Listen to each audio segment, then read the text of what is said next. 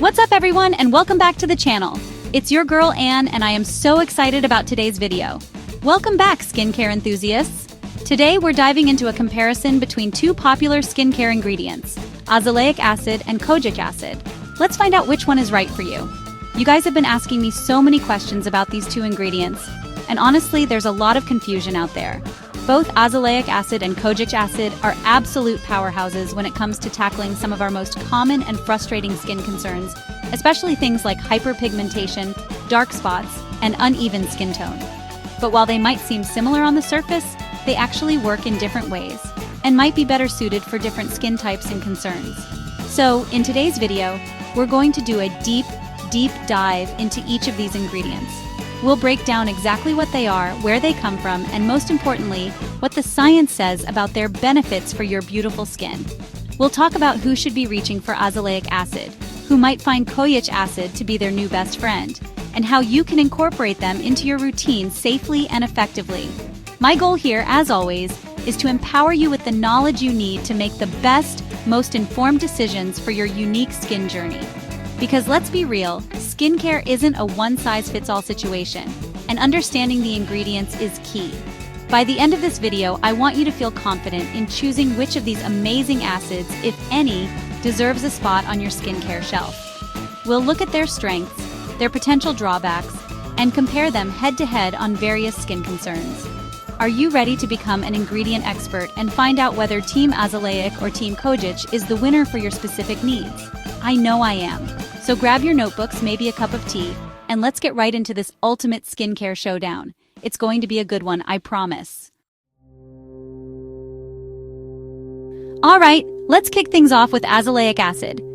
Now, if you've been following the skincare world, you've probably heard this ingredient buzzing around, and for very good reason. Azelaic acid is a naturally occurring dicarboxylic acid, which sounds super sciencey, I know, but basically it's found in grains like barley, wheat, and rye. Don't worry, you don't need to rub bread on your face to get the benefits. Thankfully, the azelaic acid used in skincare is typically lab-engineered for stability and efficacy, ensuring we get the best possible version for our skin. It's truly a fascinating ingredient because it's not just a one-trick pony. It's a multitasker that addresses several different skin concerns simultaneously, which is something I always look for in a powerhouse ingredient. One of the primary reasons azelaic acid has gained so much popularity is its incredible ability to combat acne and rosacea. If you struggle with breakouts, redness, or the bumps and inflammation associated with rosacea, listen up. Azelaic acid has significant anti-inflammatory properties, which means it helps to calm down that angry, irritated skin. It also boasts antibacterial properties, specifically targeting the P. acnes bacteria, which is a major contributor to acne formation. So it's not just soothing the existing inflammation, but it's also helping to prevent new breakouts from even starting. This makes it a gentler yet effective alternative for those who might find other acne treatments, like benzoyl peroxide or even some retinoids, a little too harsh or sensitizing for their skin. But wait, there's more. Azelaic acid is also a champion when it comes to tackling hyperpigmentation. We're talking about those stubborn dark spots left behind after a breakout. That's post-inflammatory hyperpigmentation, or PIH for short, sunspots, and even melasma.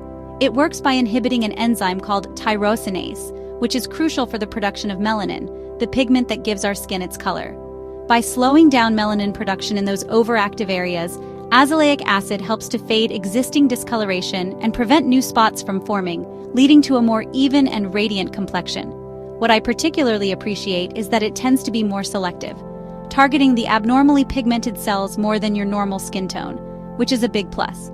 Beyond acne and pigmentation, azelaic acid can also contribute to improving overall skin texture.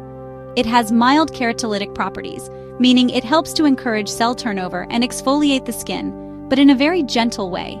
It helps to normalize the shedding of skin cells in the follicle, preventing the buildup of dead skin cells that can lead to clogged pores, blackheads, whiteheads, and that rough, bumpy texture that so many of us dislike.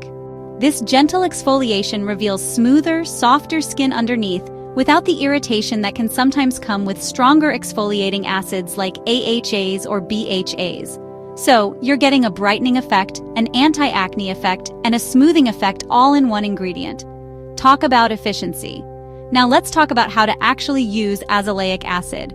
You'll typically find it in concentrations ranging from 10% in over-the-counter products to 15% or 20% in prescription formulations. It comes in various forms like creams, gels, and serums. Gels are often preferred for oilier skin types, while creams might be better for drier skin. You can incorporate it into your routine either in the morning or at night, or even twice a day if your skin tolerates it well. As always, if you're new to azelaic acid, start slowly, maybe a few times a week, and patch test first, especially if you have sensitive skin. Apply it to clean, dry skin, usually after cleansing and toning, but before your moisturizer. And please, please, please never skip sunscreen during the day when using any active ingredient, azelaic acid included. So who is azelaic acid best for? Honestly, it's a fantastic option for a wide range of people. If you have acne-prone skin, particularly if it's on the sensitive side, azelaic acid can be a game changer. If you're dealing with rosacea and the associated redness and bumps, it's often recommended by dermatologists. And if hyperpigmentation, whether it's from sun damage, past breakouts, or melasma, is your main concern, azelaic acid is definitely worth considering. Because it's generally well tolerated, even those with more reactive skin types can often use it successfully, which isn't always the case with other potent actives. It's a really versatile and gentle giant in the skincare world. Of course, like any active ingredient, there can be some potential side effects, though they are usually mild and temporary.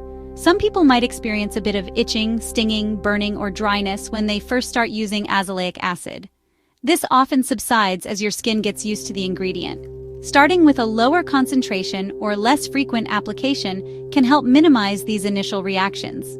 And as I mentioned, using a good moisturizer afterwards and being diligent with your sunscreen daily is absolutely crucial to protect your skin and get the best results. If irritation persists, it's always best to consult with a dermatologist to make sure it's the right fit for you. Alright, now let's shift gears and talk about our second contender, Kojic acid. This is another ingredient that has a stellar reputation, especially when it comes to achieving that bright, luminous, even-toned complexion we all dream about. Kojic acid is derived from several different types of fungi. I know it sounds a bit unusual, but nature is full of amazing skincare secrets. It's also a byproduct of the fermentation process of certain foods, like Japanese sake and soy sauce. In the skincare world, it's prized primarily for its potent skin lightening and brightening abilities, making it a go-to for tackling those stubborn dark spots and discoloration. The primary mechanism by which kojic acid works its magic is, similar to azelaic acid, through the inhibition of tyrosinase. Remember, tyrosinase is that key enzyme responsible for melanin production. Kojic acid effectively puts the brakes on this enzyme, preventing the excessive formation of melanin that leads to hyperpigmentation. This makes it particularly effective for addressing issues like sunspots, also known as age spots or liver spots, though they have nothing to do with your liver, melasma, and those pesky marks left behind by healed acne blemishes. It's really well known for its ability to visibly fade these types of discoloration, helping to restore a more uniform and radiant skin tone over time with consistent use. Beyond its impressive brightening capabilities, kojic acid also possesses antioxidant properties. Now you guys know how much I stress the importance of antioxidants in a skincare routine. Antioxidants help to neutralize harmful free radicals, which are unstable molecules generated by things like UV radiation, pollution, and even our body's own metabolic processes. These free radicals can wreak havoc on our skin cells, leading to premature aging, collagen breakdown, and inflammation. By scavenging these free radicals, kojic acid can offer an additional layer of protection against environmental damage, contributing to overall skin health and a more youthful appearance, which is a fantastic secondary benefit to its main brightening action. Kojic acid also has some mild antimicrobial effects, although this isn't its primary claim to fame like it is for azelaic acid. While it might not be the first ingredient you'd reach for specifically to treat acne, these antimicrobial properties can contribute to a clearer complexion by helping to keep certain types of bacteria in check. So, if you're using kojic acid primarily for its brightening effects on post-acne marks, any subtle antimicrobial benefit is a welcome bonus. It's always great when an ingredient can pull double duty, even if one of its functions is more supportive than primary, don't you think? This adds another layer to its potential benefits for the skin. When it comes to using kojic acid, you'll find it in a variety of product formulations, including soaps, serums, creams, and cleansers. Concentrations typically range from 1% to 4%. Kojic acid soaps are quite popular, but it's important to be mindful of contact time. You want the ingredient to have enough time to work, but not so long that it causes irritation. Serums and creams allow for more controlled application and longer contact with the skin. One thing to be aware of with Kojic acid is its stability. It can be prone to oxidation when exposed to air or sunlight, which can reduce its effectiveness. That's why it's often formulated with other antioxidants or stabilizers, or packaged in opaque, air-restrictive containers. As with any active, start slowly, patch test, and always wear sunscreen during the day. So, who is the ideal candidate for Kojic acid? This ingredient is particularly well-suited for individuals whose main skincare goal is to address stubborn hyperpigmentation, especially sun-induced spots, age spots, and melasma. If you're looking for a potent brightener to even out your skin tone and restore radiance, Kojic acid is definitely a strong contender. While it can be used by many skin types, those with more sensitive skin should approach it with a bit more caution, as it can sometimes be more irritating than azelaic acid for some individuals. It's often a favorite for those who have tried other brightening agents without achieving their desired results. Like all active ingredients, Kojic acid does have some potential side effects to be aware of. The most common one is skin sensitivity or contact dermatitis, which can manifest as redness, itching, or irritation, especially at higher concentrations or with prolonged use.